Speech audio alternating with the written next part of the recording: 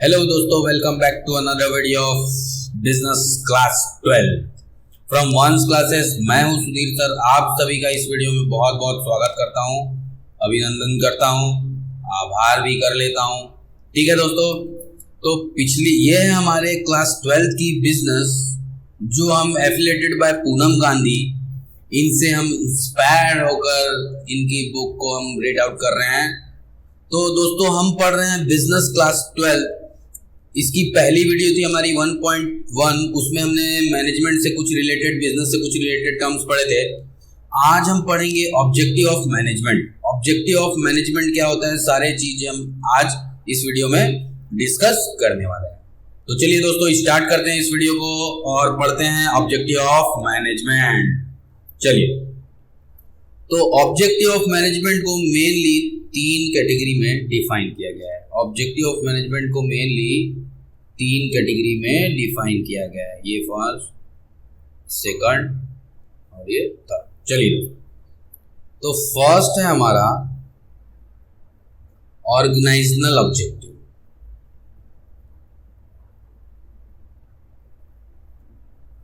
Organisational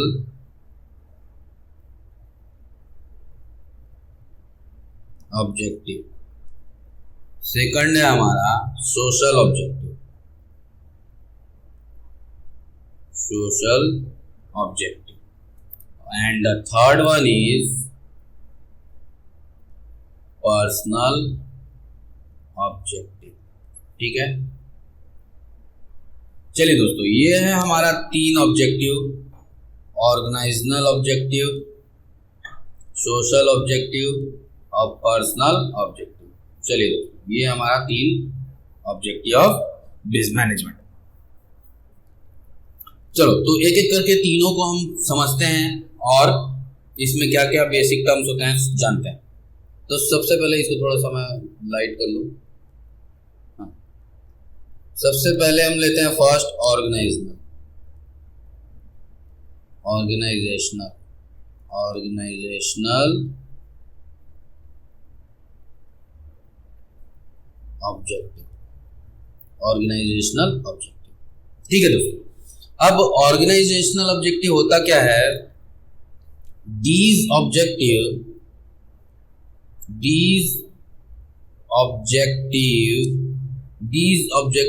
M, इस objective का जो एम होगा एट प्रॉस्पेरिटी। दोस्तों, प्रॉस्पेरिटी का मतलब होता है समृद्धि। जैसे बोलते हैं ना, नाम, शौहरत, शौकत, ये सब सारी गुडविल बोल दो, समृद्धि। And growth of the organisation,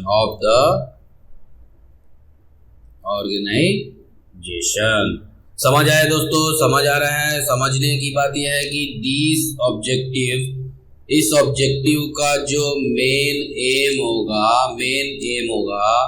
वो क्या होगा दोस्तों? क्या होगा? एक तो प्रॉस्पेरिटी होगा, ये होगा, और क्या होगा? ग्रोथ होगा। कि ऑर्गेनाइजेशन की प्रॉस्पेरिटी क्या है, उस ऑर्गेनाइजेशन का ग्रोथ क्या है। तो ये सारी चीजें हमारी डिपेंड करेगी किस पे? ऑर्गेनाइजेशनल ऑब्जेक्टिव ऑफ मैनेजमेंट पे। क्योंकि अगर हम बहुत अच्छे से मैनेज कर रहे हैं तो जाहिर सी बात है हमारा ऑर्गेनाइजेशन ग्रोथ होगा ही। विदाउट मैनेजमेंट कोई भी चीज, ऑर्गेनाइजेशन क्या, कोई भी चीज हम लोग सक्सेसफुल नहीं कर सकते हैं बिना मैनेजमेंट के। चाहे वो ऑर्गेनाइजेशन हो, चाहे वो फर्म हो, चाहे वो हमारे खुद का घर हो। हमारे घर को भी अगर अच्छे से रखना है, रूल्स रेगुलेशन और वे में रखना है, तो हमें सारी चीजें प्रॉपर मैनेजमेंट करनी पड़ेगी। समझ आया? समझ आ गया? चलिए आगे चलते हैं। फिर ऑर्गेनाइजेशनल ऑब्जेक्टिव में क्या क्या मेन पॉइंट है? ऑर्गेनाइजेशनल ऑब्जेक्टिव में फर्स्ट पॉइंट है हमारा सर्वाइवल। ठीक है दोस्तों, ऑर्गेनाइजेशनल ऑब्जेक्टिव में हमारा मेन पॉइंट था सर्वाइवल। तो अब ये सर्वाइवल होता क्या है? सॉरी, समझिए दोस्तों, सर्वाइवल क्या होता है? The basic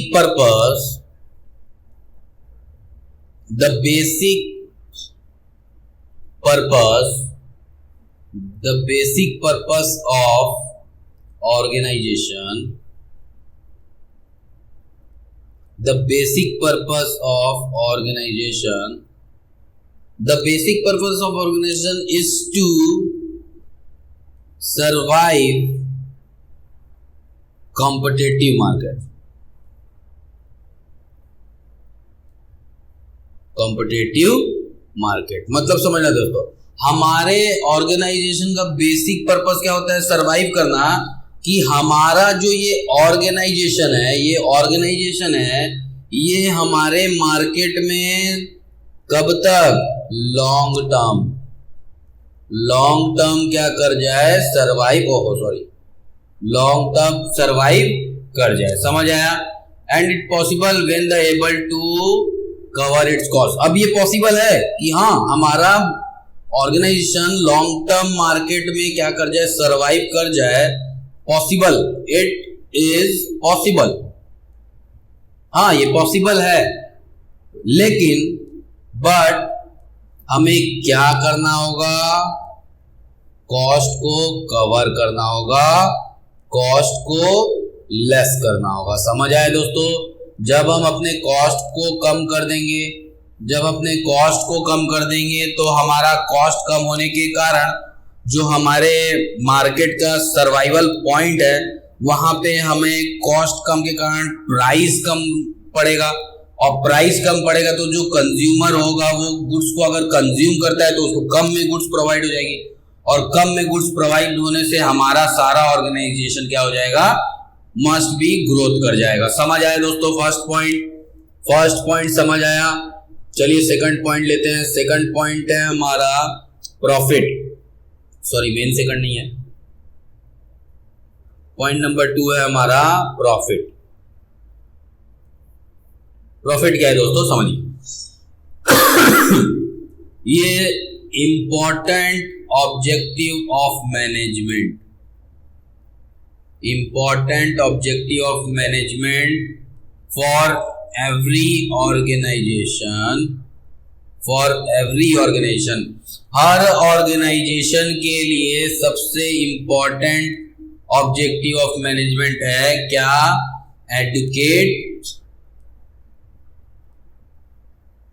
educate amount of profit. Adequate amount of profit मतलब एक सफिशिएंट, बोल लो, एक संतुष्ट, हिंदी में लिख देता हूं दोस्तों, संतुष्ट मतलब सफिशिएंट अमाउंट ऑफ प्रॉफिट है ये हमारे लिए। समझ आए दोस्तों? Sufficient amount. तो हमारा ऑर्गेनाइजेशन का प्रॉफिट सर्वाइव एंड ग्रोथ जब करेगा, प्रॉफिट इज एसेंशियल वन। अब प्रॉफिट क्यों? हमारा जो प्रॉफिट है, प्रॉफिट हमारा एसेंशियल क्यों है? प्रॉफिट हमारा एसेंशियल क्यों है दोस्तों? क्यों है, कोई बता पाएगा क्या? प्रॉफिट हमारा एसेंशियल इसलिए है क्योंकि इसमें सरवाइव करना पड़े, सर्वाइवल हो जाए, और क्या हो, इसी प्रॉफिट से हमें ग्रोथ का पता चलता है। समझ आया दोस्तों? समझ आया? तो ये सर्वाइवल और ग्रोथ ये दो मेन टर्म्स है इस प्रॉफिट के। समझ आया है ना? समझ आया दोस्तों? अब प्रॉफिट का रिवॉर्ड क्या है देख लेते हैं। सबको पता है प्रॉफिट का रिवॉर्ड जो होगा कहां से होगा? Bearing risk. आया समझ में? जब हम रिस्क बियर कर लेंगे तो हमारा प्रॉफिट हो जाएगा बहुत अच्छे से। समझ आया? मतलब रिस्क, अगर एक बिजनेस में मान लो कोई रिस्क बियर कर लेता है तो वो बहुत अच्छे से प्रॉफिट को अर्न कर पाएगा। समझना दोस्तों। थर्ड पॉइंट में आते हैं इसके, थर्ड पॉइंट है इसका ग्रोथ। अभी हम लोग ऑर्गेनाइजेशनल ऑब्जेक्टिव में ही पढ़ रहे हैं दोस्तों, याद रखिएगा, ठीक है। ग्रोथ में देखते हैं, हम आते हैं ग्रोथ की ओर आएंगे और देखते हैं एवरी बिजनेस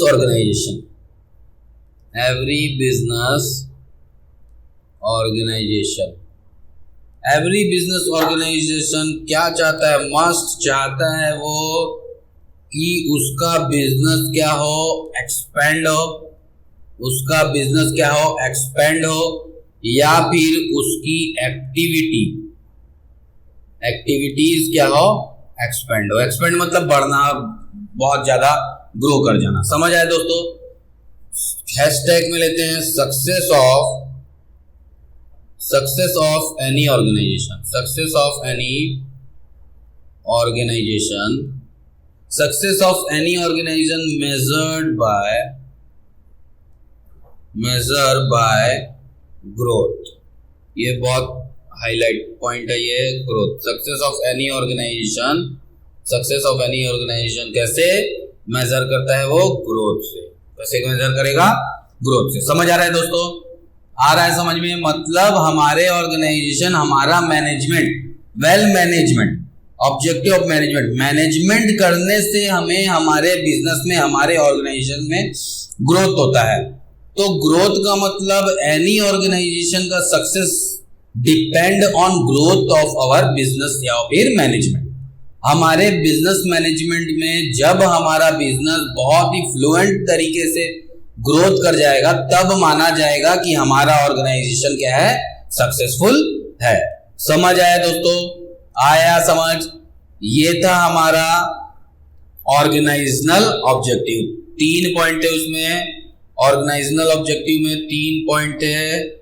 ऑर्गेनाइजेशनल ऑब्जेक्टिव ये है, इसमें 3 पॉइंट थे दोस्तों। पहला सर्वाइवल था, दूसरा प्रॉफिट था, और थर्ड था दोस्तों ग्रोथ। समझ आया? ये 3 पॉइंट आ गए। अब चलते हैं सोशल ऑब्जेक्टिव की ओर। सोशल ऑब्जेक्टिव की ओर देखते हैं। Second point, social objective.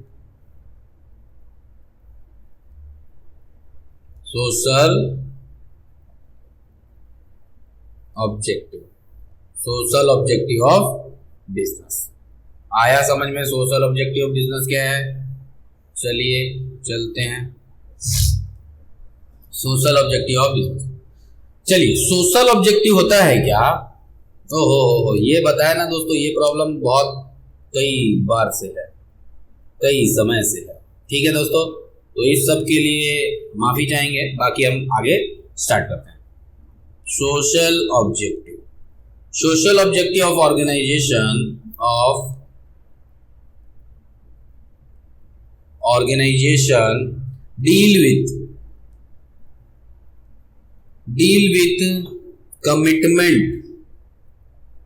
deal with commitment.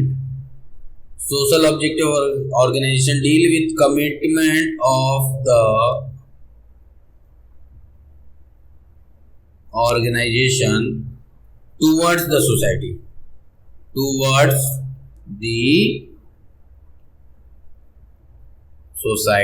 आ रहा है समझ में? आ तो क्या होगा दोस्तों? क्योंकि सोशल ऑब्जेक्टिव हमारा किसके साथ डील करता है? हमारे सोसाइटी के लिए। मतलब हमारे मैनेजमेंट का समाज के प्रति, सोसाइटी के अकॉर्डिंग क्या क्या ऑब्जेक्टिव है, ये सारे चीज हम इस पॉइंट में डिस्कस करने वाले हैं। सोसाइटी। समझ आया दोस्तों? समझ आया? आ गया समझ? सोसाइटी। चलिए तो देखते हैं क्या क्या पॉइंट आते हैं इसमें। फर्स्ट पॉइंट ले लेते हैं इसमें हम, सप्लाई ऑफ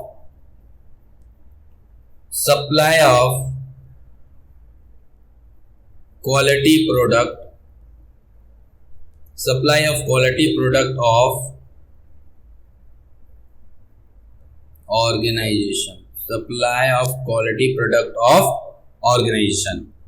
या फिर इसको और अच्छे से बोल सकते हैं। रुको, थोड़ा और अच्छे से करते हैं। ब्लैक आजा। हाँ, supply of quality product at reasonable price. ये है बढ़िया पॉइंट। मतलब हमारे मैनेजमेंट का सोशल ऑब्जेक्टिव क्या होता है? सोशल ऑब्जेक्टिव हमारे मैनेजमेंट का ही होता है कि हम यहाँ पर सप्लाई कर ले क्वालिटी ऑफ प्रोडक्ट, अच्छी क्वालिटी के प्रोडक्ट को अच्छे दाम पर, ना कि अच्छी क्वालिटी है तो बहुत ज्यादा कीमत ले ले, अगर बहुत कम कीमत है तो क्वालिटी खराब दे दें। ऐसा हमारा मैनेजमेंट का ऑब्जेक्टिव नहीं रहता है। हमारे मैनेजमेंट का ऑब्जेक्टिव ये है दोस्तों कि हम क्या करें, बेटर क्वालिटी को बेटर प्राइस पे प्रोवाइड करा दे। ये पहला पॉइंट है, इसका फर्स्ट पॉइंट है। आते हैं पॉइंट नंबर 2 पर। पॉइंट नंबर 2 है हमारा contribute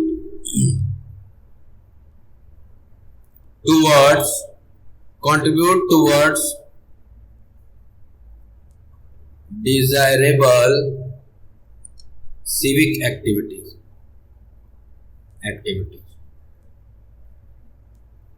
contributes toward desirable civic activities, मतलब जो भी सारी हमारी एक्टिविटीज है towards desirable, जो हमारी अकॉर्डिंग है, हमारी इच्छा है जिस एक्टिविटीज की, उसमें क्या करे, ये कंट्रीब्यूट करे, उसमें क्या करे, कंट्रीब्यूट करे। आया समझ में? समझ आया दोस्तों? 2 पॉइंट। थर्ड पॉइंट ले लेते हैं दोस्तों। थर्ड पॉइंट में आ जाएगा financial support to community. Financial support to community मतलब यहां पर अगर मान लीजिए हमारा बिजनेस, हमारा मैनेजमेंट हमारे सोसाइटी के बारे में अगर कुछ सोच रहा है तो क्या करेगा, फाइनेंशियल सपोर्ट करना चाहिए हमारी अपनी बिजनेस कम्युनिटी को। आया समझ में? कम्युनिटी को क्या करना चाहिए, फाइनेंशियल सपोर्ट भी देना चाहिए।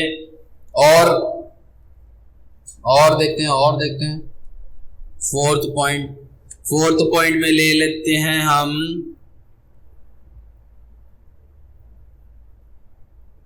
Generation of employment opportunity. Generation of employment opportunity समझिए दोस्तों। सॉरी। तो हमारा फोर्थ पॉइंट है ऑब्जेक्टिव ऑफ मैनेजमेंट में सोशल ऑब्जेक्टिव के लिए, हमारे समाज के लिए हमारा क्या उद्देश्य होगा। हम मैनेजमेंट है, हम मैनेजर हैं, अगर हम ऑनर है, मेन है इस एम ऑर्गेनाइजेशन के, तो हमारा ये एम होगा कि हम जनरेट करें एम्प्लॉयमेंट अपॉर्चुनिटी। मतलब अगर हम जनरेट करते हैं किसी चीज को तो हम क्या करते हैं, किसी को एम्प्लॉयमेंट दे देते हैं। समझ आया दोस्तों? समझ आया? ठीक ऐसे ही एम्प्लॉयमेंट अपॉर्चुनिटी जनरेट करना या फिर इसको काट देते हैं, इकोनॉमिक वेल्थ क्रिएट करना, मतलब एक इकोनॉमिक संपत्ति, इकोनॉमिक वेल्थ क्रिएट किया जाए। समझ आया? समझ आया दोस्तों? आया समझ में? ठीक है, ये था हमारा सोशल ऑब्जेक्टिव। चलते हैं अब हम personal objective. Point number main 3 है हमारा पर्सनल ऑब्जेक्टिव। पर्सनल ऑब्जेक्टिव की ओर चलते हैं। चलिए पर्सनल ऑब्जेक्टिव में समझते हैं। पर्सनल ऑब्जेक्टिव में जो इंडिविजुअल है, जो हमारा इंडिविजुअल ऑब्जेक्टिव है वो किससे रिलेटेड है दोस्तों? Related to employee. किससे रिलेटेड है दोस्तों? Related to employee. समझ आया? किसी भी ऑर्गेनाइजेशन का एम्प्लॉय का एक इंडिविजुअल ऑब्जेक्ट उससे वो रिलेट करता है। समझ आया दोस्तों? एज एम्प्लॉय का मोस्ट इम्पॉर्टेंट, एम्प्लॉय क्या है? मोस्ट इम्पॉर्टेंट रिसोर्सेस है दोस्तों। एम्प्लॉय क्या है? Most important resources of every company. बोल लो एवरी कंपनी। हर कंपनी के लिए एम्प्लॉय क्या है? मोस्ट इम्पॉर्टेंट है। एम्प्लॉय क्या है? मोस्ट इम्पॉर्टेंट है। समझ आया दोस्तों? एम्प्लॉय मोस्ट इम्पॉर्टेंट है हर एवरी कंपनी के लिए, क्योंकि विदाउट एम्प्लॉय हम कोई भी चीज रन नहीं कर सकते, कोई भी चीज ऑपरेट नहीं कर सकते। समझ आया? अब क्यों जरूरी है दोस्तों एम्प्लॉय? क्यों जरूरी है एम्प्लॉय? इसलिए जरूरी है कि ये सेटिस्फाइड एंड मोटिवेटेड एम्प्लॉय। कौन से एम्प्लॉय जरूरी है दोस्तों हमारे लिए? Satisfied and motivated employee. समझ आया? क्योंकि अगर कोई एम्प्लॉय है जो सेटिस्फाई नहीं है या उसको मोटिवेट किया नहीं गया है काम करने के लिए, तो वो एम्प्लॉय हमारे मैनेजमेंट के लिए पूरा हेल्पफुल नहीं हो सकता। समझ आया? तो ये था पर्सनल ऑब्जेक्टिव। पर्सनल ऑब्जेक्टिव में देख लेते हैं क्या क्या बेसिक पॉइंट है हमारे पर्सनल ऑब्जेक्टिव में। फर्स्ट पॉइंट है हमारा कॉम्पिटिटिव सैलरी।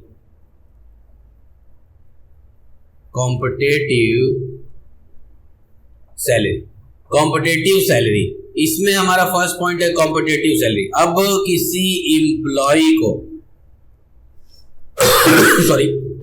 किसी एम्प्लॉय को कॉम्पिटिटिव सैलरी दिया जाता है। क्यों दिया जाता है? इस सैलरी से वो फुलफिल करता है क्या? Financial needs. फुलफिल करता है फाइनेंशियल नीड। आया समझ में? समझ आया फर्स्ट पॉइंट। पॉइंट नंबर 2 में चलते हैं। पॉइंट नंबर 2 है हमारा promotion,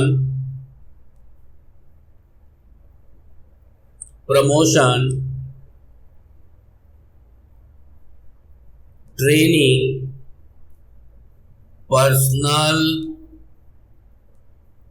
growth and development. Promotion, training and personal growth and development. तो ये क्या करता है? एम्प्लॉय क्या करता है? इन सारी चीजों फुलफिल करता है। इसको भी क्या करता है? वो फुलफिल करता है। कैसे दोस्तों? Higher level of need of employee. कैसे? जब हायर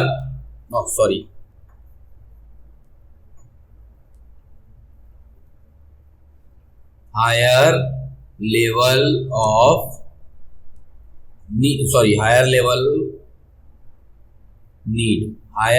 नीड ऑफ एम्प्लॉय। मतलब हमारा पर्सनल ऑब्जेक्टिव ये है कि एम्प्लॉय का क्या हो? प्रमोशन हो, ट्रेनिंग हो, पर्सनल ग्रोथ हो, डेवलपमेंट हो, ये सारी फुलफिल करेगी higher level of need of employee से। समझ आया दोस्तों? आया समझ में? चलिए एक और पॉइंट करते हैं। पॉइंट नंबर 3 में आते हैं और खत्म करते हैं इसको। Good and healthy working condition. Good and healthy working condition. आया समझ में दोस्तों? मतलब हमारे मैनेजमेंट का और पर्सनल ऑब्जेक्टिव क्या हो सकता है दोस्तों? Good and healthy working condition. अब good and healthy working condition का मतलब क्या होता है दोस्तों? Safety of employ. ये हो सकता है हमारा good and healthy working condition. आया समझ में? तो ये सारी चीजें हमारी पर्सनल ऑब्जेक्टिव के अंतर्गत आ गई। तो आज हम खत्म करते हैं इस वीडियो को यहीं पर। क्या था हमारा वीडियो का टॉपिक? Objectives of management. ये था हमारा topic objective of management. Objective of management 3 थे। फर्स्ट था हमारा ऑर्गेनाइजेशनल, सोशल और पर्सनल। यहाँ पे हम पढ़े हैं ऑर्गेनाइजेशनल ऑब्जेक्टिव। ऑर्गेनाइजेशनल ऑब्जेक्टिव के बाद उसमें कुछ 2-3 पॉइंट थे। फिर हम पढ़े सोशल ऑब्जेक्टिव। सोशल ऑब्जेक्टिव में भी कुछ 2-3-4-5 पॉइंट थे। थर्ड पढ़े हम पर्सनल ऑब्जेक्टिव। पर्सनल ऑब्जेक्टिव में भी कुछ पॉइंट थे। तो समझ आए दोस्तों? तो ये थी हमारी आज की वीडियो। मिलते हैं हम फिर अगली वीडियो में बिजनेस के कुछ और बेसिक टर्म्स के साथ। तब तक के लिए सुधीर सर की ओर से आप सभी को गुड बाय। बाय बाय दोस्तों, मिलते हैं अगली वीडियो में। आई होप आप पढ़ रहे होंगे, ठीक है? तो बेस्ट ऑफ लक मुझे आप सभी के एग्जाम के लिए और आपके प्रिपरेशन के लिए भी, ठीक है दोस्तों।